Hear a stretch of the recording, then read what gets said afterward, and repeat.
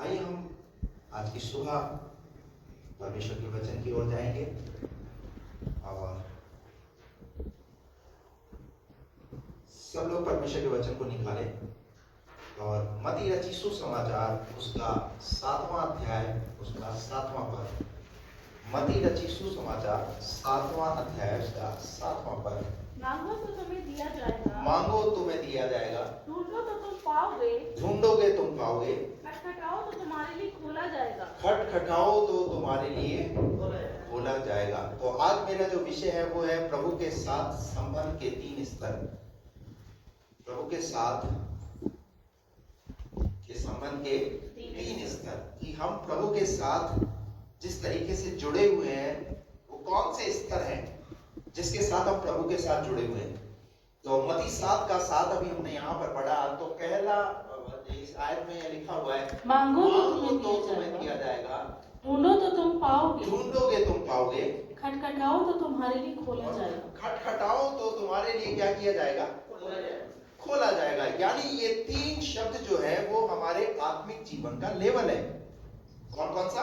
मांगो, दूसरा ढूंढो और तीसरा खटखटाओ। तो आज जो हम इसी विषय पर, आज इन्हीं बातों पर हम बात करेंगे और इसको सीखने का प्रयास करेंगे कि परमेश्वर का वचन क्या कहता है। इसी 7 का 8वीं पढ़ दो। क्योंकि जो कोई मांगता है, क्योंकि जो कोई मांगता है उसे मिलता है, और जो ढूंढता है, वह पाता है, और जो खटखटाता है, उसके लिए खोला जाएगा। यानी मांगना जो है, यानी घर बैठे हैं और हम क्या कर रहे हैं? हम प्रभु से मांग रहे हैं। दूसरी बात है ढूंढना। ढूंढने का मतलब कोशिश करना कि हम उस बात के लिए क्या कर रहे हैं? हम कोशिश कर रहे हैं। और नंबर तीसरी बात है खटखटाना यानी द्वार तक जाना। तो हम क्या कर रहे हैं? हम प्रभु से मांग रहे हैं, हम उस बात के लिए दूसरी बात कोशिश कर रहे हैं और तीसरी बात हम खटखटा रहे हैं। क्योंकि ये लिखा हुआ है 8 पद के अंदर, क्योंकि जो कोई मांगता है उसे मिलता है। तो क्या मांगते नहीं मांगते? हेलो, हमेशा हम क्या करते हैं प्रभु से? हम प्रभु से मांगते हैं। इसीलिए प्रभु ने हमारा एक नाम बनाया, मांगीला।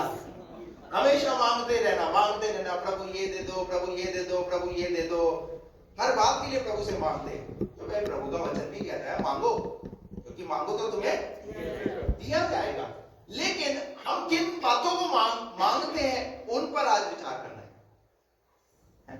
हम क्या मांगते हैं? प्रभु मुझे ये गाड़ी दे दो, प्रभु मुझे टीवी दे दो, प्रभु मुझे एसी दे दो, फ्रिज दे दो, प्रभु मुझे पैसा दे दो। हम किन किन चीजों को मांगते हैं? नौकरी को मांगते हैं, प्रभु मुझे नौकरी दे दो, प्रभु मुझे जो है इस बार पास कर दो। अच्छी बात है, आपका दुनियावी तरीके से आप उन बातों को मांग रहे हैं।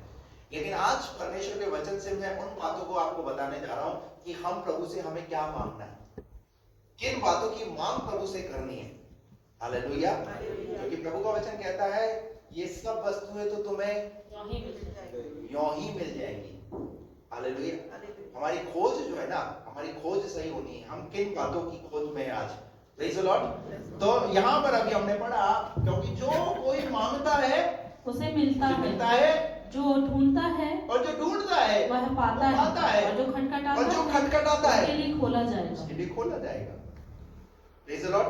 निकालिए लूका रचित सुसमाचार उसका 11वां अध्याय और उसका 13वां पद।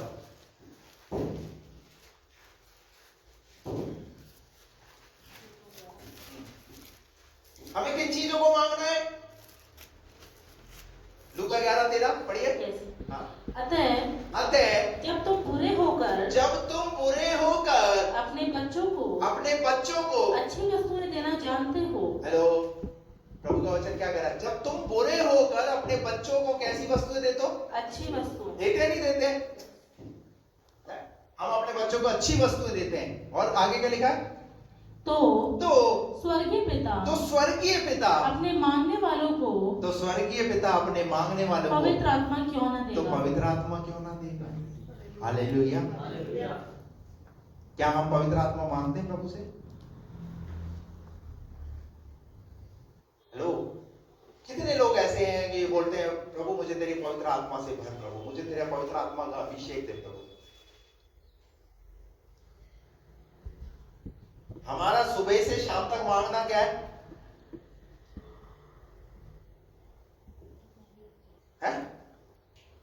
भौतिक चीजें, भौतिक वादे। और मैं आपको कह रहा हूं, जब पवित्र आत्मा तुम पर आएगा तुम सामर्थ पाओगे, और सामर्थ के द्वारा क्या होगा? सामर्थ के द्वारा वो सब काम होने शुरू हो जाएंगे। Praise the Lord. क्या हम पवित्र आत्मा मांग रहे हैं? आज मैं आपको कह रहा हूं, परमेश्वर के वचन को यहां से सीख करके जाइए। परमेश्वर के वचन के अनुसार अपने जीवन में उन बातों को मांगना शुरू कीजिए। अगर अभी तक नहीं मांगा है तो परमेश्वर आपको देगा ना। पर हमारी तो लिस्ट में क्या है? हेलो, हमारी लिस्ट में, हमारी प्रार्थना में क्या है? हम किन बातों की मांग कर रहे हैं प्रभु से?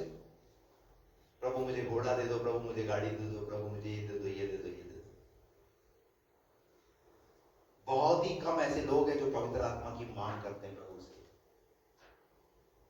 हालेलुया। आपको पता है, जब प्रभु यीशु मसीह इस दुनिया से गए तो उन्होंने जाते वक्त एक बात बोली, मैं तुम्हारे लिए क्या दूंगा? मैं तुम्हारे लिए एक सहायक दूंगा जो क्या करेगा? वहां लिखा है वो तुम्हारी सहायता करेगा। हालेलुया। और बाइबल ऐसा कहती है, लगभग 500 से अधिक भाइयों को ये बात उन्होंने सुनी जब यीशु मसीह का स्वर्गारोहण हो रहा था। जब यीशु मसीह का स्वर्गारोहण हो रहा था तो उन्होंने इस बात को सुना। तो ठहरे कितने लोग रहे? कितने लोग ठहरे रहे? प्रेरितों के काम के दूसरे अध्याय के अंदर लिखा, वहां पर 120 लोग उस बात के लिए ठहरे रहे और पवित्र आत्मा का क्या कर रहे? वो उपरोटी कोठरी के अंदर इंतजार कर रहे हैं। Praise the Lord. उन्होंने ये ठान लिया कि जो प्रभु कह के गया है उसे तो हम पाकर रहेंगे। जो प्रभु कह के गया है, जिस प्रभु ने कहा है, हम उसे पाकर, पर हम क्या? हम निश्चित हो गए। बहुत सारे लोग पवित्र आत्मा का दान भी पा लेते हैं, अन्य भाषा का दान भी पा लेते हैं, फिर पापों में अपना जीवन भी चलाते रहते हैं और क्या सोचते हैं? पवित्र आत्मा हमारे साथ है। पवित्र आत्मा साथ बात नहीं होता, पवित्र आत्मा चला जाता है, क्योंकि हम उसकी आवाज सुनते नहीं ना।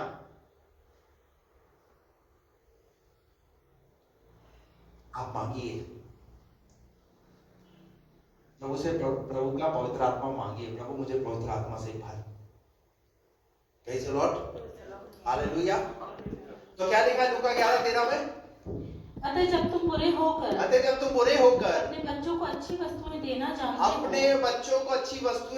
जानते हो तो स्वर्गीय पिता के पास भी एक अच्छी वस्तु है, एक अच्छी चीज है जो वो तुम्हें देना चाहता है, और वो है पवित्र आत्मा। Praise the Lord. बात समझ में आ रही है आपको? जब पवित्र आत्मा तुम्हारे पास आएगा तो तुम्हें भले और बुरे के विषय में वो निरुत्तर करना सिखाएगा। कई बार हम डिसीजन क्यों नहीं ले पाते सही? क्योंकि पवित्र आत्मा हमारे पास है नहीं। होशे 13:9 में लिखा हुआ है, हे इज़राइल, तेरे विनाश का कारण यह है कि तू अपने सहायक का ही विरोधी है। जो परमेश्वर तुम्हें अपनी आत्मा से भरना चाहता है, हम उसका ही विरोध करना शुरू कर देते हैं। और एक बात ध्यान रखना, पिता के विषय में, पुत्र के विषय में आप कुछ भी बोलो, परंतु पवित्र आत्मा के विषय में की गई निंदा, हेलो, बाइबल कहती है ना इस लोक में ना परलोक में वो कभी भी हेलो, क्या आप सब यही हैं? मुझे लग नहीं रहा यहां पर आप है। बात समझ आ रही है आपको? परमेश्वर का वचन कहता है कि हम पवित्र आत्मा का विरोध करते हैं। पवित्र आत्मा को हम अपने जीवन में, क्यों पवित्र आत्मा से हम नहीं बन रहे? क्यों पवित्र आत्मा हमारे जीवन में काम नहीं करता? तो यहां से आज सीख करके जाए, क्या मांगना है? इजरायलियों ने कई बार परमेश्वर के आत्मा को क्या किया? दुष्ट किया। और जब मूसा उनकी अगुवाई कर रहा था इजरायलियों की, तो मूसा इस बात को महसूस करता था कि कहीं ना कहीं परमेश्वर की प्रेजेंस जो है वो हमारे बीच से उठ गई है। परमेश्वर की उपस्थिति हमारे बीच से उठ गई है। और फिर उसे एक प्रार्थना करता था वो, ऐ खुदा हजारों में लौटा। इसका मतलब बिना उसके तुम अपने जीवन को चला नहीं सकते। यानी एक विश्वासी का जीवन बिना पवित्र आत्मा के कैसा है? खालीपन है। हालेलुया। आपको बात समझ में आ रही है मेरी? ये हमारे आत्मिक जीवन का लेवल है कि हम किस बात को मांग रहे हैं, हम क्या मांग रहे हैं, क्या मांग में हमारी क्या पवित्र आत्मा है कि प्रभु हमें पवित्र आत्मा से भर। क्योंकि प्रभु का वचन कह रहा है कि वो अपने मांगने वालों को क्यों नहीं देगा। अगर तुम पवित्र आत्मा मांगो तो पवित्र आत्मा देगा ना तुम्हें। और हम मांग ही नहीं रहे। हम तो वैसे एक ही बात लेकर के अड़े हुए हैं, बस मुझे चंगाई दे दे, चंगाई दे दे, चंगाई दे दे, चंगाई दे दे। अरे जब पवित्र आत्मा तुम पर आएगा तुम क्या पाओगे? हालेलुया। आज अपना मांगने का तरीका थोड़ा ठीक करें। दूसरी बात, हमें क्या मांगना है प्रभु से? निकालिए याकूब की पत्री 1 अध्याय का 5 पद।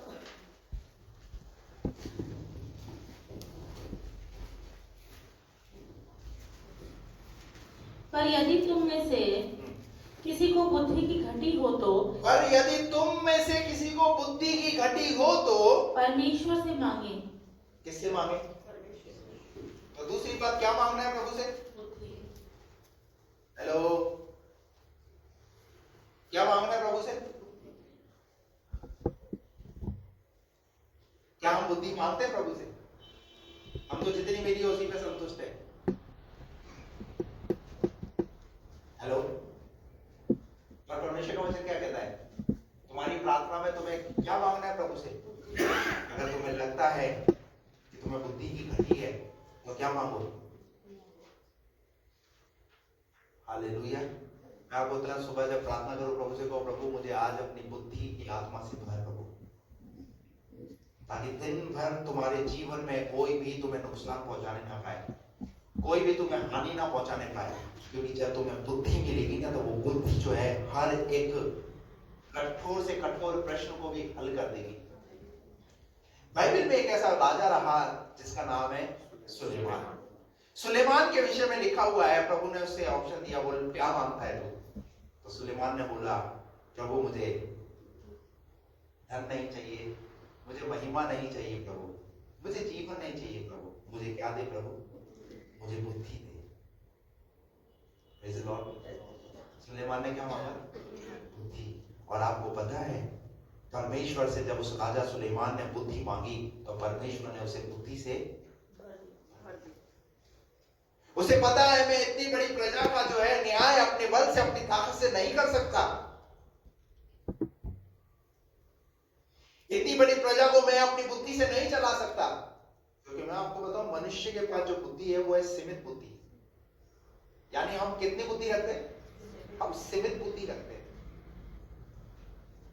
और बाइबल हमसे ज्यादा बुद्धि किसके विषय में बात करती है? पता है किसकी बुद्धि के विषय में बात करती है? कोई बताएगा?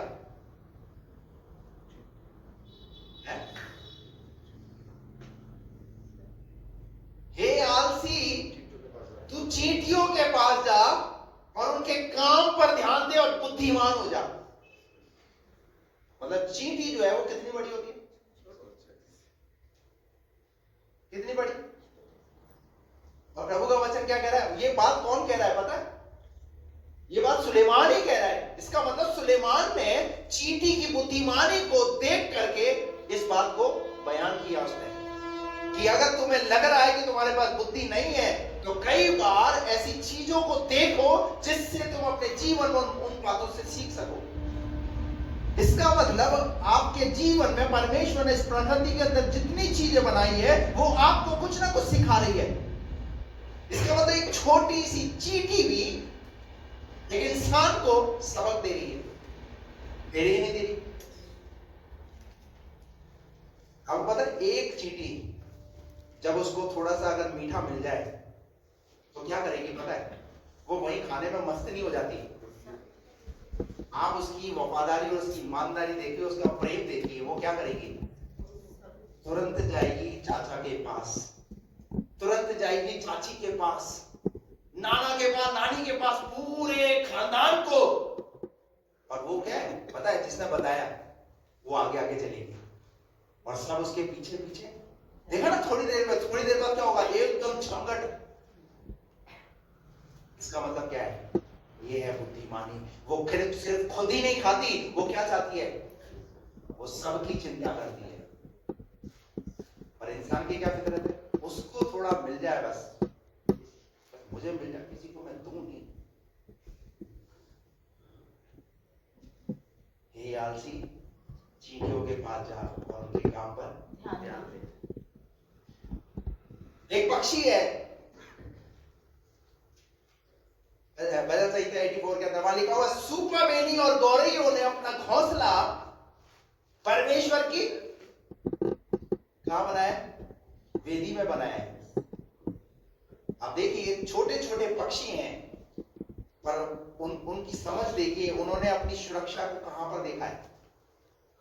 कहां देखा उन्होंने अपनी सुरक्षा को? वो है परमेश्वर का भवन, परमेश्वर की वेदी। Praise the Lord. मैं आपको कहना चाहता हूं कि हम अपने जीवन के अंदर प्रभु से बुद्धिमानी को मांगे। जब हम बुद्धिमानी को मांगेंगे, बुद्धि को मांगेंगे, तो परमेश्वर हम अपनी बुद्धि से प्रयोग करेंगे। और जिसको लगता है मेरे जीवन में बुद्धि की घटी है, तो मैं आपको कहता हूं नीति वचन पढ़िए। पूरा नीति वचन बुद्धिमानी से भरा हुआ है, पूरा बुद्धिमानी से भरा हुआ है। कितने लोगों ने नीति वचन पढ़ा है? पूरा 31। संडे स्कूल के बच्चों ने किसी ने नहीं पढ़ा है भाई, कोई हाथ खड़ा नहीं कर रहा है। क्यों नहीं पढ़ा?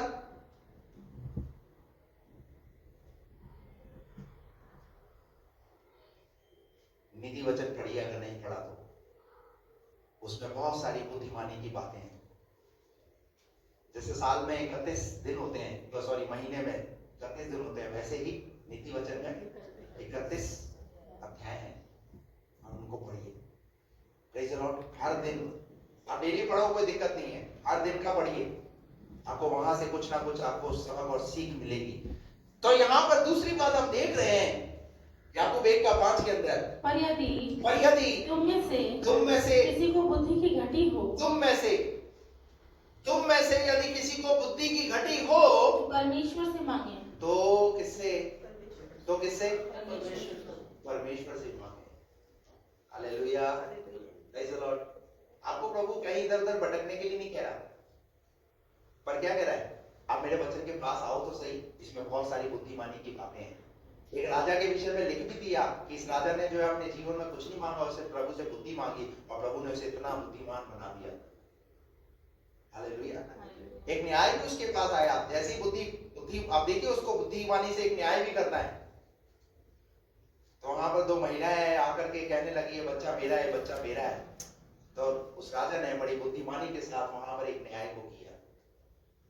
और पता है, उस सुलेमान राजा की बुद्धिमानी को सुनने के लिए, उस राजा सुलेमान की बुद्धिमानी को देखने के लिए बाइबल कहती है एक रानी आई। उस रानी का नाम है शीबा की रानी। अपने देश से जब वो निकली तो सुलेमान राजा की बुद्धिमानी को देखने के लिए, जब उस महल में जैसे ही गई, तो वहां पर उसने उसके कर्मचारियों को उठते, बैठते, चलते, फिरते, कैसे वो खाना खाते हैं, कैसे वो पानी पीते हैं, पूरे राजमहल के अंदर। वो राजा से तो बाद में मिली, परंतु राजा का जो अनुशासन उसने वहां पर जो देखा, जिस तरीके से राजा ने वहां पर अपनी बुद्धिमानी से अपने महल के अंदर जो काम करके रखा था, वो उस बात से इतनी प्रसन्न हुई। और जितने कठिन प्रश्न उसके पास थे, जितने कठिन प्रश्न उसके पास थे, उसने सारे कठिन प्रश्नों को राजा के सामने रखा और कहा, राजा मेरे ये कठिन प्रश्न है, आप मेरे कठिन प्रश्नों का आप उत्तर दे सकते हैं। तो राजा ने उसके हर एक कठिन प्रश्न का उसे उत्तर दिया। Praise the Lord. और मैं आपको बताऊं, जब वो बुद्धि उस राजा से मिलने के लिए आई, तो वो खाली हाथ नहीं आई थी। उस राजा से उस बुद्धि की बात को पा करके उसे वहां पर वो बहुत कुछ चीजें दे करके गई। इसका मतलब क्या है पता है? जब आप बुद्धिमान होंगे तो लोग आपके आगे चीजों को ला ला करके देना शुरू करेंगे, ऑटोमेटिक पैसा आना शुरू हो जाएगा। समझ आ रही है? हालेलुया। तो क्या मांगना है? बुद्धि। और हम क्या मांग रहे? हम डायरेक्ट पैसा मांग रहे, हम डायरेक्ट उन चीजों को मांग रहे। परमेश्वर का वचन कहता है क्या मांगो प्रभु से? जिसको बुद्धि की घटी है वो प्रभु से क्या मांगे? बुद्धि मांगे। बुद्धि ही मांगे। और वो कैसे देगा? जो बिना उल्हाना दिए, बड़ी कंजूसी के साथ, क्योंकि करोड़ों के तादाद में लोग हैं। अब थोड़ी थोड़ी बांटनी है ना, सारी दे देगा तो फिर जो है उसके पास क्या बचेगा? कैसे लिखा है? जो बिना उल्हाना दिए। कैसे? बिना डांट डपट के। अरे बुद्धि मांग रहा है, चल भाग यहां से। कोई डांट डपट नहीं। वो कह रहा है यहाँ पर कि वो कैसे देगा? वो बिना उल्हाना के। हालेलुया। जब तुम मांगोगे ना तो बिना उल्हाना के देगा। और सबको। और कितनों को? कितनों को? बोलिए ना। नहीं, रहोबोत वालों के लिए खाली। अगर रहोबोत वाले मांगेंगे तो रहोबोत वालों को भी देगा। Praise the Lord. हालेलुया। हर एक को परमेश्वर अपनी बुद्धि से परिपूर्ण करेगा। और बाइबल कहती है बुद्धि से परिपूर्ण होते चले जाओ। हालेलुया। यश की आयत मुझे याद आ रही है, यशायाह नबी की पुस्तक उसका 11वां अध्याय खाली।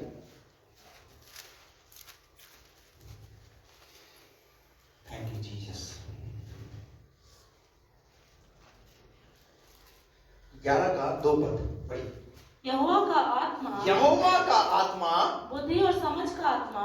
हेलो, कैसा है यहोवा का आत्मा? यह लिखा है यहोवा का आत्मा बुद्धि और समझ का आत्मा। Praise the Lord. अरे आपने बुद्धि मांगी नहीं, परंतु परमेश्वर का आत्मा कैसा है? बुद्धि और समझ का आत्मा है। Praise the Lord. हालेलुया। बुद्धि और समझ का आत्मा, युक्ति और पराक्रम का आत्मा, और ज्ञान और यहोवा के भय का आत्मा। Praise the Lord. बात समझ में आई आपको? तो कैसा है परमेश्वर का बुद्धि? आप परमेश्वर से बुद्धि और उसकी समझ को मांगे। तीसरी बात, भजन संहिता 2:8, क्या मांगना है प्रभु से? पढ़िए भजन संहिता। मुझसे मांग और मैं जाति जाति के लोगों को तेरी संपत्ति होने के लिए। मुझसे मांग, मैं जाति जाति के लोगों को तेरी संपत्ति होने के लिए और दूर दूर के देशों को तेरी निज भूमि बनने के लिए दे दूंगा। तेरी निज भूमि बनने के लिए क्या कर दूंगा मैं? क्या हम मांगते हैं? क्या हम लोगों को मांगते हैं? क्या कहते हैं प्रभु ये मेरे पड़ोस में रहने वाला व्यक्ति है, ये बच जाए। मेरे घर में भी ऐसे कई लोग हैं जो विश्वास नहीं करते प्रभु, मैं उनको मांगता हूं प्रभु वो बच जाए प्रभु, मेरा शहर बच जाए प्रभु, मेरा देश बच जाए प्रभु। कितने लोग ऐसे हैं जो अपने परिवार के लोग जिन्होंने विश्वास नहीं किया उनके लिए प्रार्थना करते हैं? हेलो, बोलिए ना, कितने लोग ऐसे हैं? क्या हम अपने ऐसे लोगों के लिए बोलते हैं प्रभु ये बच जाए प्रभु, मैं तो बच गया? क्या हम बच गए इतना काफी है? और मैं आपको बताऊं हिसाब किससे लेगा प्रभु? प्रभु ने तुम पर अनुग्रह किया, प्रभु ने इसलिए तुम पर अनुग्रह किया क्योंकि तुम उस अनुग्रह को पा करके सिर्फ मस्त मत हो जाओ, परंतु उस अनुग्रह को पा करके ये बात एक प्रमाण बने कि तुम उस व्यक्ति के लिए प्रार्थना करो ताकि वो भी बच जाए। तुम्हारा भाई, तुम्हारी बहन, तुम्हारा माता या तुम्हारे पिता, तुम्हारे रिश्तेदार, अगर अभी तक प्रभु को नहीं जान पाए हैं तो तुम्हारा कर्तव्य बनता है कि तुम प्रार्थना करो कि वो प्रभु बदल जाए। तुम अपनी आंखों से देख रहे हो वो जो है वो एक नशे की आदत में, वो शराब पीता है, वो गुटखा खाता है, वो तंबाकू खाता है, वो बीड़ी पीता है, वो सिगरेट पीता है या नाना प्रकार के और गलत काम वो कर रहा है। तो क्या तुम प्रभु से बोलते हो प्रभु इन चीजों से प्रभु ये आजाद हो जाए? क्या आप मांगते हो उस आत्मा को प्रभु से? बाइबल क्या कहती है? तू क्या कर? मुझसे मांग। तू क्या कर? हेलो, आज अपने मांगने के टॉपिक को बदलिए।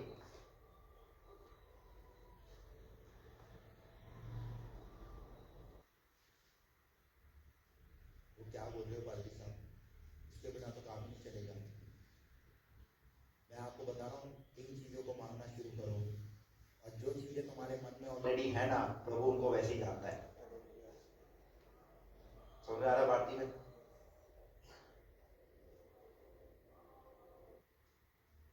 तू मुझसे मांग और मैं जाति जाति के लोगों को, किन किन को? प्रभु शहर की बात नहीं कर रहा, प्रभु मोहल्ले की बात नहीं कर रहा, प्रभु कहाँ की बात कर रहा है? प्रभु तो कह रहा है जाति जाति की बात कर रहा है। इसका मतलब जाति जाति में लोग प्रभु को जाने। हालेलुया। अभी तो हम लोग प्रार्थना करते हैं, हम क्या प्रार्थना करते हैं? प्रभु वो शहर बच जाए, वो जाति बच जाए। अभी हम लोग मणिपुर के लिए हम प्रार्थना कर रहे हैं। मणिपुर में 2 जाति समुदाय हैं, वहां पर क्या हो रहा है? वो बच जाए। मांगते रहिए ना, तुम उन बातों को प्रभु के सामने रखो ना, प्रभु क्यों नहीं सुनेगा? हालेलुया। क्या लिखा है? तू मुझसे मांग और मैं जाति जाति के लोगों को, और मैं जाति जाति के लोगों को तेरी संपत्ति होने के लिए, और दूर दूर के देशों को। इसीलिए तो आप देखो, हर जाति में, हर भाषा में कौन किसका नाम? प्रभु का नाम। क्यों? क्योंकि किसी ने मांगा इस वचन के आधार पर, किसी ने दुआ करी। तो इसका मतलब अभी बस काम खत्म हो गया? काम खत्म हो गया? अभी काम खत्म नहीं हुआ, अभी भी बाकी है। अभी किसके हाथ में बाकी है? जिन्होंने हमारे लिए दुआ करी। अब हमने जान लिया, तो हमारा फर्ज बनता है कि अब हम जो जाति में और लोग बचे हैं उनके लिए क्या करें। अब ये बात हमारे लिए, अब ये वचन हमारे लिए। हम हमारी ही चिंताओं में, हम हमारी टेंशन में, हमारी परिवार की उलझनों में इतने फंसे हुए, हमें दूसरों के लिए मांगने का वक्त ही नहीं मिल रहा।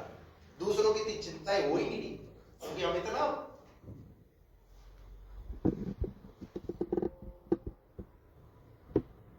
आपको पता है, नेहमाया जो था, उसने देखा, उसने अपनी चिंता नहीं करी। राजा ने पूछा तेरी उदासी का कारण क्या है? तेरा मुंह उदास क्यों है? क्या बीमार है क्या तू? क्या बोला नेहमाया ने? मेरी उदासी का कारण राजा, मैं मेरी बीमारी, मेरी तकलीफ, मेरी परेशानी नहीं है, परंतु मेरी उदासी का कारण यह है जो यरूशलेम की शहरपनाह टूटी हुई है, फाटक जले हुए हैं। मेरी उदासी का कारण वो है। और पता है, जब उसने अपने मन की बात को व्यक्त किया राजा के सामने, राजा ने तुरंत उसकी बात को एक्सेप्ट किया और पूछा, बोल तू क्या चाहता है? तू क्या चाहता है? उसने कहा, राजा मैं जाना चाहता हूं ताकि वो यरूशलेम की शहरपनाह मैं बनाऊं और वो ये शहरपनाह जो है वो फिर से खड़ी हो जाए। हालेलुया। और राजा ने पता है क्या किया? राजा ने उसके लिए प्रबंध किया, उसकी पूरी यात्रा का प्रबंध किया। और जब यात्रा का प्रबंध नहीं किया तो उसने अब उसके साथ में सैनिक, खाना वाना सब कुछ उसके साथ लेकर के भेजा। और नेहमाया जो है यरूशलेम पहुंचा, और यरूशलेम में पहुंच करके क्या करने लगा? वो यरूशलेम की शहरपनाह को बनाने का काम उसने शुरू कर दिया। 1 दिन, 2 दिन, 3 दिन, ये शहरपनाह इतनी आसानी से नहीं बन गई। संबलत और तोबिया जैसे लोग उस शहरपनाह को बनाने के लिए रुकावट बने, वो रोकने लगे, अरे नहीं बनने देंगे उसकी शहरपनाह को। जब एक पास्टर कलीसिया बनाता है ना, तो कलीसिया के अंदर भी बहुत सारे ऐसे संबलत और तोबिया खड़े हो जाते हैं। काम में, खुदा के काम में रोड़ा बनते हैं, ना तो खुद करेंगे ना दूसरे को करने देंगे।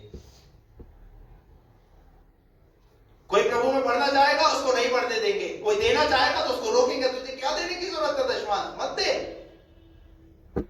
मैं तो नहीं देता, चल रहा है ना मेरा जीवन। यरूशलेम की शहरपनाह को बनाने के लिए रुकावट, लेकिन मैं आपको बताऊं, नेहमाया खड़ा रहा अपनी कौम के लिए, खुदा के लोगों के लिए। और बाइबल ऐसा कहती है, 1 दिन, 2 दिन, 3 दिन, 52 दिन तक वो क्या करता रहा? वो शहरपनाह को बनाने के लिए खड़ा रहा। और शहरपनाह कितने दिनों में बन गई? 52 दिन। बाइबल कहती है 52 दिनों में नेहमाया ने यरूशलेम की शहरपनाह को बना के खड़ा कर दिया। हालेलुया। जब चाह होगी ना तो वहां राह भी होगी। हेलो, बात समझ आ रही है? जब आप खुदा के लिए कोई चाह होगी ना तो वहां राह भी होगी। और संबलत और तोबिया का क्या हुआ? ध्यान रखना, ये सम्मिलित और तोबिया हर जगह मिलेंगे। जो खुदा के काम में क्या बनेंगे? है? खुदा के काम में रुकावट को पैदा करेंगे, खुदा के काम के अंदर रोड़ा पैदा करेंगे। हेलो, पर आपको नेहमाया के समान क्या रहना है? नेहमाया के समान जाति जाति के लोगों के लिए खड़े रहना है। और जो गिराई गई थी शहरपनाह, वो फिर से बनकर तैयार हो गई, और वो परमेश्वर का भवन बन गया, खड़ा हो गया। हालेलुया, हालेलुया, खड़ा हो गया। वो क्यों खड़ा हो गया? ताकि खुदा के लोग वहां जा करके उस भवन में प्रभु की आराधना कर सके। आपको पता है शैतान जो है खुदा के काम के लिए जो है वो नहीं चाहता कि खुदा का काम बढ़े, वो रुकावट को पैदा करता है। इसीलिए कई लोगों को वो रोकता है, देने की जरूरत नहीं है, मत दे, मत करो उस काम को। लेकिन नेहमाया के समान आज ऐसे लोगों को खुदा चाहता है कि वो खड़े रहे, खुदा के काम में किसी भी प्रकार की रुकावट में आए। आज नेहमाया को क्यों याद कर रहे हो? बोलिए ना, क्यों याद कर रहे हो? क्योंकि उसके अंदर खुदा के प्रति, उसके खुदा के काम के प्रति एक दिलेरी और एक जोश और एक जीवी थी।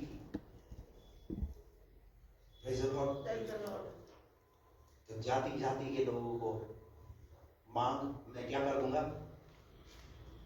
मैं क्या कर दूंगा? पढ़ दो उसको पूरा। जाति जाति के लोगों को तेरी संपत्ति होने के लिए क्या कर दूंगा? तेरी संपत्ति होने के लिए, और दूर दूर के देशों को, दूर दूर के देशों को तेरी निज भूमि बनने के लिए दे दूंगा। तेरी निज भूमि बनने के लिए क्या कर दूंगा? दे दूंगा। हालेलुया। चौथी बात, मत्ती 18:19, क्या मांगना है प्रभु से?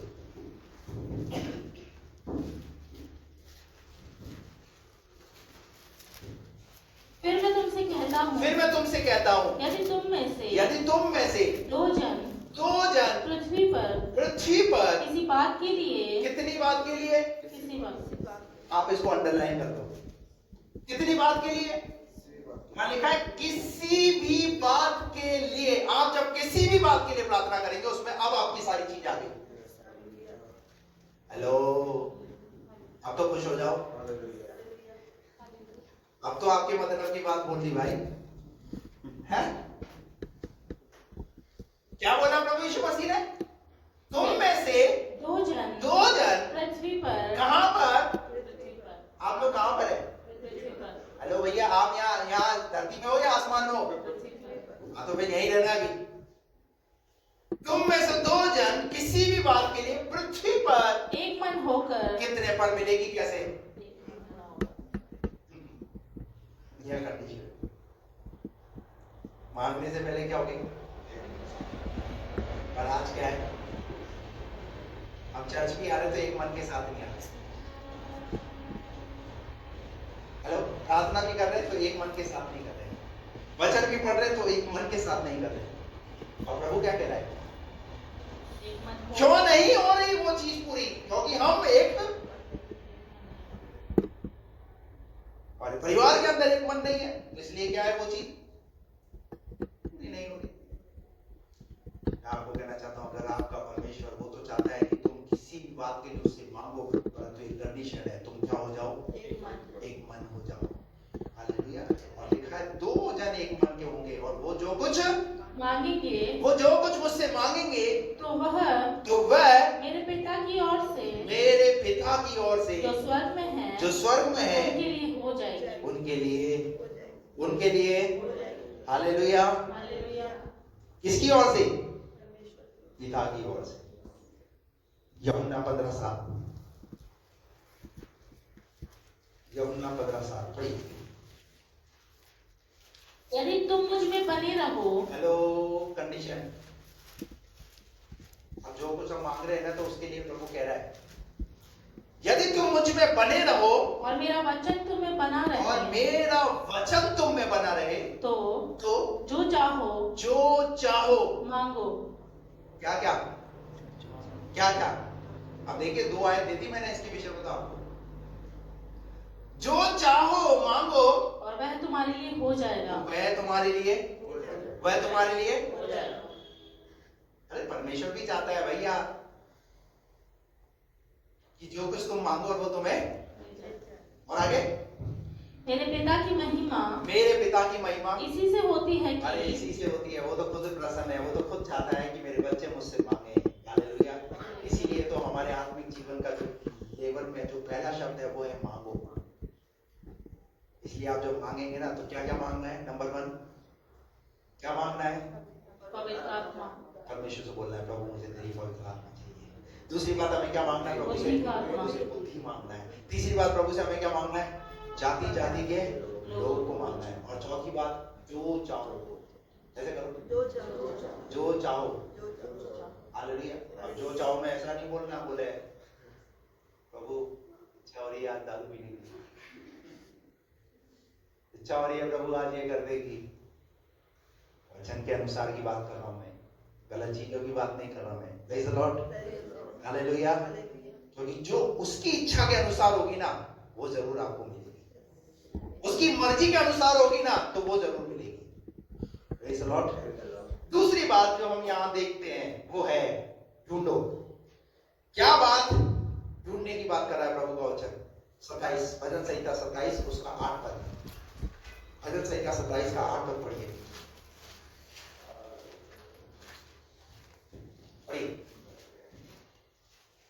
तूने कहा है, हाँ, मेरे दर्शन की खोजी हो। तूने कहा है, क्या ढूंढना है? दर्शन ढूंढना है। दर्शन उसने कहा है, क्या बनो? मेरे दर्शन के खोजी। मेरे दर्शन के खोजी बनो। क्या हम दर्शन के खोजी हैं? हेलो, प्रभु के दर्शन के हम खोजी हैं? परमेश्वर का वचन कहता है, उसने कहा है मेरे दर्शन के खोजी हो। खोजी हो। अरे उसके दर्शन के खोजी बनो। Praise the Lord. ढूंढो तो तुम्हें मिलेगा। आज बहुतों के जीवन से दर्शन क्या हो चुका है? वो दर्शन से क्या हो चुके हैं? वो विहीन हो चुके हैं। प्रभु में आ तो गए हैं, परंतु प्रभु में आने के बाद भी उनकी सोच ये है कि मुझे यहाँ पर चंगाई मिल जाए, मुझे यहाँ पर छुटकारा मिल जाए, मुझे यहाँ से नौकरी मिल जाए, मुझे ऐसा हो जाए, मुझे वैसा हो जाए। हेलो,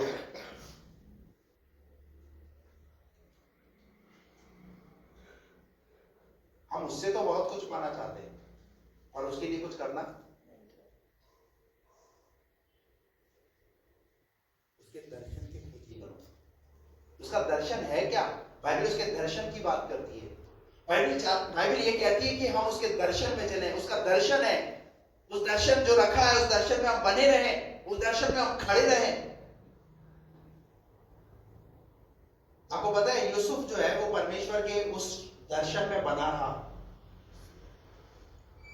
जो कुछ उसे परमेश्वर ने दिखाया है ना, अब परमेश्वर व्यक्तिगत तौर से उसके जीवन में उसे पूरा करना चाहता है। तो क्या इतनी आसानी से वो पूरा हो गया? यूसुफ के जीवन में वो जो परमेश्वर ने उसे दिखाया इतनी आसानी से पूरा हो गया? वो इतनी आसानी से पूरा नहीं हुआ। दर्शन को पूरा होने के लिए पहली बात समय लगा। दूसरी बात उसे कई प्रकार की मुसीबत और कठिनाइयों का सामना करना पड़ा। पर हम क्या चाहते हैं? हम इस मत्ती 7 अध्याय के 7वें पद को हम क्या सोचते हैं? हम क्लेम करते हैं प्रभु ये तेरा वचन ऐसा कहता है, प्रभु तेरे वचन के अनुसार मेरे जीवन में पूरा हो जाए। अरे इसकी गहराई को तो समझो तो सही, इसकी सच्चाई को समझो तो सही। ये जो वचन हमें सिखा रहा है, मांगना सिर्फ बस मांगना वो हम यही समझ जाते हैं। आप प्रभु बोलता है चंगाई के बारे में, प्रभु कहता है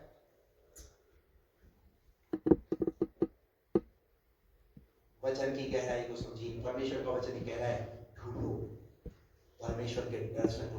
हो गया पूरा ही है। पढ़िए, मेरे दर्शन की खोजी हो। मेरे दर्शन की खोजी हो। इसलिए मेरा मन तुझसे कहता है, इसलिए मेरा मन तुझसे कहता है, हे यहोवा, हे यहोवा, तेरे दर्शन का मैं खोजी रहूंगा। तेरे दर्शन का मैं खोजी। हालेलुया। क्या जब हम सुबह उठते हैं तो क्या परमेश्वर से बोलते हैं प्रभु आज दिन भर के लिए क्या तेरा दर्शन है? कितने लोग ऐसा खड़ा होकर बोलते हैं सुबह? वचन को कितने लोग सुबह उठ पढ़ते हैं? किस बात के लिए आप वचन को पढ़ते हैं? क्या सिर्फ एक फॉर्मेलिटी के तौर पे? यहाँ नहीं पादरी साहब बोलते नहीं तो पूछ लेंगे कि वचन पढ़ना है। बहुत सारे लोग इस पंसार के साथ परमेश्वर के वचन को पढ़ते हैं। मंशा के साथ मत पढ़िए कि पास्टर साहब पूछेंगे आज वचन में क्या पढ़ा, या इस मंशा के साथ मत पढ़िए नहीं मुझे तो बाइबल को पूरा कंप्लीट करना है। बहुत सारे लोग ऐसे ही पढ़ रहे हैं भैया। पर वचन को इस तरीके से सामने रखिए, ये उस आईने के समान है, जब तुम इसके सामने अपने आप को लेकर आओ तो ये तुम्हारे जीवन के हालातों को, व्यक्तित्व को ये व्यक्त करेगा कि तेरे जीवन में अगर ऐसा चल रहा है तो तू अपने जीवन को ठीक कर। ये उस आत्मिक दर्पण के समान है। वचन को इस तरीके से पढ़िए, और जब वचन को खोलो तो कहो प्रभु ये तेरा वचन आज मुझसे बात करे प्रभु, ताकि अगर मेरे जीवन में जो कमियां है तो तेरा वचन मेरे जीवन में से उन कमियों को दूर करे प्रभु। तेरा वचन मेरे जीवन में उन चीजों को पूरा करने के लिए मेरी मदद करे प्रभु। और दाऊद तो एक प्रार्थना भी करता है, भजन संहिता 119:11 में कहता है मैंने तेरे वचन को अपने हृदय में रख छोड़ा है ताकि मैं तेरे विरुद्ध पाप ना करूं। ये वचन क्या करेगा तुम्हें? ये वचन तुम्हारी संभाल करेगा, ये वचन तुम्हारी क्या करेगा? तुम्हें मार्गदर्शन करेगा। Praise the Lord. अरे उसके दर्शन के खोजी हो। हालेलुया। प्रभु के साथ अगर रिलेशन बनाना है तो ऐसा रिलेशन बनाइए ना, ऐसे चलिए ना प्रभु के साथ। आज भी बहुत सारे ऐसे लोगों को देखता हूं जिनके जीवन के अंदर संडे का महत्व भी नहीं है, संडे का कोई आदर ही नहीं है। आ रहे अपनी मर्जी से आ रहे, जा रहे अपनी मर्जी से आ रहे। कई लोग तो इस संडे इस तरीके से आते हैं, ठीक है चलो जाना है संडे को फॉर्मेलिटी के तौर पे, चर्च एक अटेंडेंस बस। चर्च आपकी उपस्थिति के लिए नहीं है भैया। चर्च अगर आप आ रहे हो तो आप पास्टर के लिए नहीं आ रहे, चर्च आप अपने आत्मिक जीवन के लिए आप चर्च आ रहे।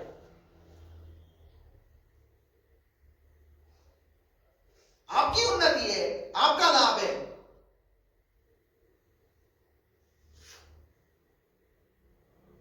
कई लोग चर्च आते तो ये बोले पादरी साहब पे एहसान कर रहे, पास्टर पे कोई एहसान नहीं कर रहे भैया। ये तुम्हारी आत्मिक उन्नति है, तुम्हारे आत्मिक लाभ के लिए। तुम्हें तो पास्टर मार्गदर्शन कर सकता है, और यहाँ पर तुम आ रहे हो तो तुम तुम्हारे परमेश्वर को जो कुछ आराधना लेकर के आए प्रभु को चढ़ा रहे हो, और प्रतिफल भी प्रभु तुम्हें देगा। जो परिश्रम तुम प्रभु में कर रहे हो वो व्यर्थ नहीं जाएगा। कई लोगों को सिर्फ संडे चर्च से मतलब है, बाकी और किसी चीज से मतलब ही नहीं है। ऑनलाइन मीटिंग हो या कुछ भी हो, दुनिया के लोगों के साथ हम बहुत मस्त है, पर चर्च में हम एक्टिव नहीं है। चर्च की एक्टिविटियों में हम किसी प्रकार से भाग लेने के लिए तैयार नहीं है। हम अपनी जिंदगी को अपने तरीके से चला रहे हैं। पास्टर को भी हम हस्तक्षेप करना देना नहीं चाहते, पास्टर के साथ हम शेयर भी नहीं करना चाहते। मेरे आत्मिक जीवन के अंदर कुछ ऐसा चल रहा है पास्टर जी, आप मुझे बताइए, मुझे मार्गदर्शन कीजिए। मेरा मन विचलित है, मेरा मन परेशान है।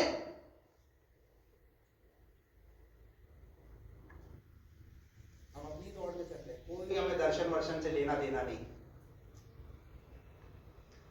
मेरा परिवार, मेरा जीवन जो है हारा हुआ जीवन है। मैं पहले तो बहुत आत्मिक रूप से मजबूत था, पर अभी क्या हो गया आत्मिक जीवन में? तुम तो भली बात ही दौड़ रहे थे, तुम्हें किसने रोक लिया? बहुत सारे लोगों ने अपनी दौड़ को क्या कर लिया?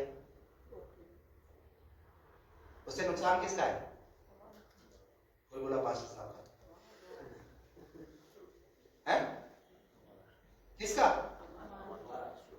आप घर में कोई दिक्कत नहीं है। पास्टर तो पूछेगा भाई क्यों नहीं आया, पास्टर का काम है। और जिस दिन यही बोल दो पास्टर साहब आप देखो मैं बार बार फोन मत कराओ, संडे जिस दिन नहीं आया तो नहीं आया हमारी मर्जी, हम कहीं भी जाए किधर भी जाए, आपको क्या लेना देना। अगर ये भी बोल दोगे पास्टर को कि रोक टोक मत करो, तो वो भी नहीं करेगा पास्टर। किसके साथ उठना है, किसके साथ बैठना है, किसके साथ जाना है, किसके साथ नहीं जाना, नहीं बोलेगा। मत दो अधिकार। लेकिन मेरा काम है परमेश्वर के वचन को सिखाना। जरूरी नहीं है कि आज इतने बैठे वो सब पालन करेंगे। बहुत सारे ऐसे भी हैं जो सुनते हैं और क्या करते हैं, जिन्होंने अधिकार दे रखा है, आप जो बोलोगे हम मानेंगे, हम सुनेंगे। बहुत सारे लोगों को मुझे बोलने से डर भी लगता है, ये जो बच्ची कुछ चेयर है ये खाली ना हो जाए। दर्शन की खोजी बनो। अगर पास्टर अगर कोई बात बोल रहा है आपकी भलाई के लिए बोल रहा है, वचन वचन में अगर कोई बात सिखाई जा रही है तो वो आपकी आत्मिक उन्नति के लिए वो बात सिखाई जा रही है, मेरे लाभ के लिए नहीं सिखाई जा रही। उससे कोई लाभ नहीं है। ये वचन ऐसा सिखाता है, इसलिए मैं आपको वचन के अनुसार उन बातों को बताने का प्रयास करूँ। सिर्फ यहाँ आए, प्रार्थना करा, वचन पढ़ा, नहीं तो ये कलीसिया ऐसी कलीसिया रहेगी बस। प्रकाशित वाक्य के अंदर कलीसियाओं की गवाहियां दी गई है। पता है क्या गवाहियां दी गई है? तू ना तो ठंडा है ना तू, और बहुतों की जिंदगी ऐसी है, ना तो ठंडे में ना गर्म में, बस अपने हिसाब से अपनी जिंदगी को चला रहे, गवाही दे दी। क्या आप चाहते हैं प्रभु इस कलीसिया के लिए ऐसी गवाही दे?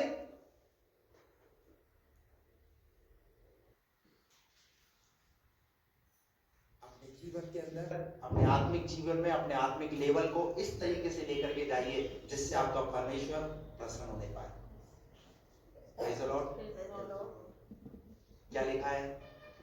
दर्शन के खोजी हो। क्या है? दर्शन के खोजी बनना है। दर्शन के खोजी बनिए। बाइबल को सिर्फ एक फॉर्मेलिटी के तौर पर मत पढ़िए, परंतु बाइबल को इस तरीके से पढ़िए, प्रभु ये तेरे दर्शन की बातें तू मेरे जीवन में मुझे दे। प्रभु एक दर्शन लेकर आया स्वर्ग से, प्रभु यीशु मसीह एक दर्शन लेकर आया। क्या दर्शन लेकर आया? जो मानव जाति पाप में है उसके बचाने के लिए क्या किया उसने? इस दुनिया में जन्म लिया, वो मारा गया, गाड़ा गया और जी उठा, एक दर्शन लेकर के आया। और बाइबल ऐसा कहती है, जो कोई उस पर विश्वास करे वह नाश ना हो परंतु अनंत काल का जीवन पाए। एक दर्शन आपके और मेरे जीवन में भी एक दर्शन है कि अगर मैं चर्च आ रहा हूं तो मैं किस लिए आ रहा हूं? क्या सिर्फ यहां पर कुर्सी को गर्म करने के लिए या पास्टर को दिखाने के लिए? नहीं, मैं अगर चर्च आ रहा हूं तो मैं मेरी आत्मिक उन्नति के लिए चर्च आ रहा हूं। Praise the Lord। मैं मेरी आत्मिक बढ़ोतरी के लिए आ रहा हूं। मैंने मेरे जीवन के अंदर अपना जो समय गवाया अब तक बेकार गवाया, लेकिन अब मैं प्रभु के साथ उस तरीके से चलना चाहता हूं, उसके दर्शन में मैं चलना चाहता हूं। Praise the Lord। ऐसे चलिए ना तो मजा आएगा, मजा आएगा, आपको मजा आएगा, आपके प्रभु को भी अच्छा लगेगा। हालेलुया। तो दूसरी बात हम देख रहे हैं, क्या होना है? दर्शन की खोजी, यानी ढूंढना है उस दर्शन को कि प्रभु ने जो मेरे लिए। लूका रचित सुसमाचार उसके 15 अध्याय 8 पर।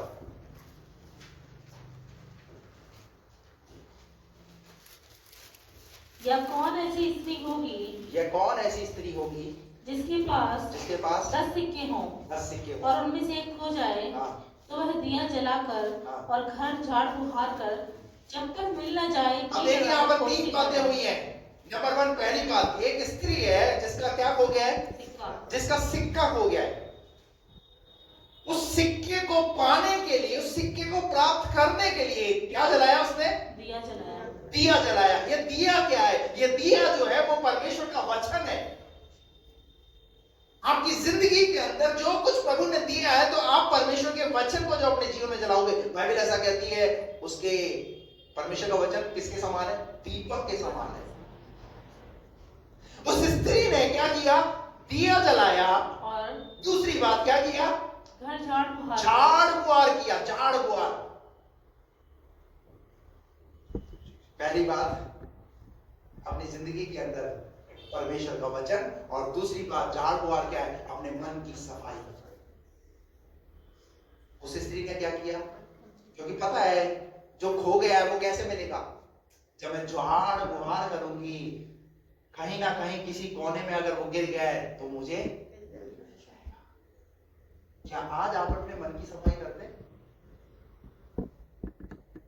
हम उसी क्रोधी मन के साथ घर में आते, घर से चर्च में आते, और उसी क्रोधी मन के साथ, बल्कि यहां से तो और भरकर जाते। आज पादरी साहब ने ऐसा बोल दिया, बस बोला तो बोला क्यों? ये पास्टर समझता क्या अपने आप को? पता है मेरा वचन वैसे तो कई लोग नहीं सुनते, लेकिन जब मैं संडे को जब मैं कुछ ऐसी बातें बोलता हूँ ना, तो मेरा वचन वायरल हो जाता है। मैं देखता हूँ आज इतने व्यूज क्यों आ गए। बोला जो बोला ना वो तुम्हारे लिए बोला, तो तुम्हारे लिए देना, सुन लेना, फिर वो पूरा वचन सुनेगा। वैसे कभी नहीं सुनेगा वो वचन। चलो इस महीने से व्यूज तो आ रहा है।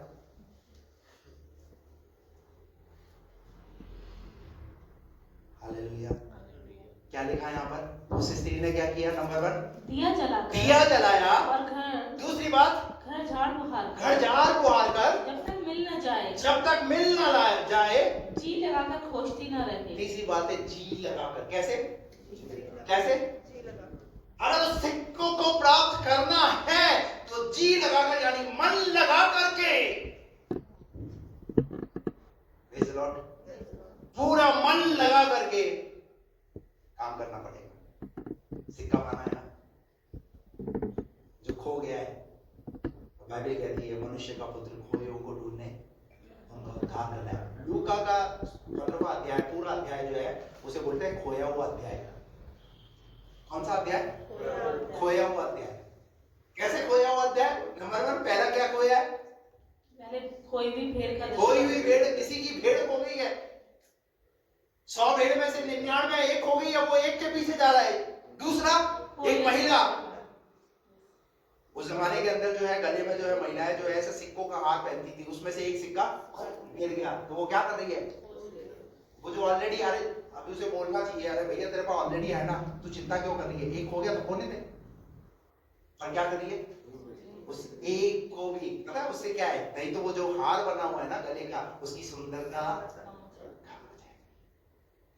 क्या इस तरीके से हम अपने जीवन के अंदर परमेश्वर के वचन को ऐसे पूरा करते हैं कि आज जो वचन सुना है, आज मैं इस वचन को पूरा करूंगा, नहीं तो मेरे आत्मिक जीवन के अंदर, मेरे आत्मिक जीवन की सुंदरता खत्म हो जाएगी।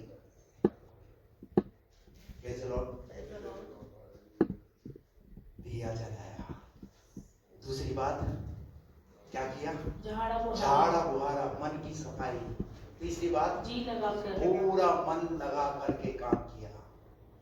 अगर आप परमेश्वर के वचन को पढ़ते हो, मन लगा करके रो। प्रार्थना करते हो, मन लगा करो। अगर परमेश्वर के भवन के अंदर आ रहे हो, मन लगा करके आओ।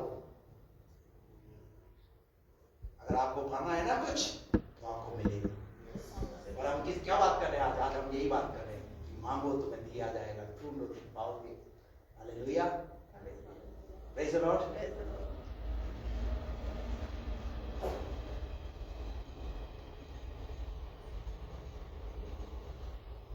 तीसरी बात, खटखटाओ। खटखटाने के लिए कहां जाना पड़ता है? द्वार पर जाना पड़ता है। लूका रचित सुसमाचार उसका 11वां अध्याय उसका 5 पद से 13 पद तक पढ़िए। तब उसने उनसे कहा, तुम में से कौन है कि उसका एक मित्र हो और वह आधी रात को उसके पास जाकर उससे कहे, एक मित्र के पास वो आधी रात जाकर के उससे कहे, हे मित्र, मुझे 3 रोटी दे, क्योंकि एक यात्री मित्र मेरे पास आया है और उसके आगे रखने के लिए मेरे पास कुछ नहीं है। देखिए अपने मित्र के लिए रोटी पाने के लिए क्या कर रहा है? वो दूसरे के द्वार पर जाकर के क्या कर रहा है? खटखटा रहा है। और मैं आपको कहना चाहता हूँ, आप जब प्रभु के पास आते हैं और द्वार खटखटाते हैं, तो जब आप दूसरों के लिए प्रार्थना करते हैं, कहते हैं प्रभु तू जैसे मुझे स्वर्ग में लेना चाहता है प्रभु, ऐसे ही इसे भी स्वर्ग राज्य में प्रवेश करा। हालेलुया। ये व्यक्ति क्या कर रहा है? आधी रात के लगभग क्या कर रहा है? द्वार खटखटा रहा है। किस बात के लिए? एक मित्र की रोटी के लिए। Praise the Lord, hallelujah. और क्या लिखा वहां पर? और वह भीतर से उत्तर दे, मुझे दुख न दे, अब तो द्वार बंद है, और मेरे बालक मेरे पास बिछौने पर हैं, इसलिए मैं उठकर तुझे नहीं दे सकता। मैं तुमसे कहता हूँ, यदि उसका मित्र होने पर भी उसे उठकर न दे, तो भी उसके लज्जा छोड़कर मांगने के कारण उसे जितनी आवश्यकता हो उतनी उठकर देगा। क्या देगा? वो लज्जा की चिंता नहीं करेगा, वो जितनी आवश्यकता है क्या करेगा उतनी। तो एक काम 5 अध्याय उसका 19 पद। आप खटखटाइए तो सही, आप बोलिए तो सही। परंतु रात को प्रभु के एक स्वर्गदूत ने अंतिग्रह के द्वार खोलकर उन्हें बाहर लाकर कहा, जाओ मंदिर में खड़े होकर इस जीवन की सब बातें लोगों को सुनाओ। वे यह सुनकर भोर होते ही मंदिर में जाकर उपदेश देने लगे। क्या करने लगे? फिर से पढ़िए। परंतु रात को प्रभु के एक स्वर्गदूत ने बंदी गृह के द्वार खोलकर उन्हें बाहर लाकर कहा, जाओ मंदिर में खड़े होकर फिर जीवन की सब बातें लोगों को सुनाओ। आपको पता है द्वार खटखटाने से कुछ होगा, ऐसा नहीं है कि कुछ नहीं होगा, होगा। Praise the Lord. कुलुस्सियों की पत्री उसका 4 का 3 पद पढ़िए। 4 का 3। और इसके साथ ही साथ हमारे लिए प्रार्थना भी करते रहो कि परमेश्वर हमारे लिए वचन सुनाने का ऐसा द्वार खोल दे। जब हम खटखटाएंगे ना, अभी हम क्या कर रहे हैं दिनों के अंदर, हमें पता है अभी परिस्थिति ठीक नहीं है, लेकिन अभी हम क्या कर रहे हैं, हम द्वार खटखटा रहे हैं ताकि वचन सुनाने के लिए क्या खुल जाए हमारे लिए, क्या खुल जाए। अभी क्या है हमारे लिए, अभी हमारे लिए द्वार खुल जाए, लेकिन वचन सुनाने के लिए क्या खुल जाए, द्वार खुल जाए। इसलिए हम क्या कर रहे हैं, हम खटखटा रहे हैं। हो गया पूरा कि हम मसीह के उस भेद का वर्णन कर सके जिसके कारण मैं कैद में हूँ। 3 बातें मैंने आपको बताई। मांगो, ढूंढो, तीसरा खटखटाओ। क्या मांगना है, क्या ढूंढना है और क्यों खटखटाना है। आज इस बात पर विचार कीजिए, मनन कीजिए। जरूर परमेश्वर आपके जीवन में कुछ आने वाले दिनों के अंदर अद्भुत और नया करेगा। आइए हम सब प्रार्थना करेंगे, अपनी आंखें बंद करें।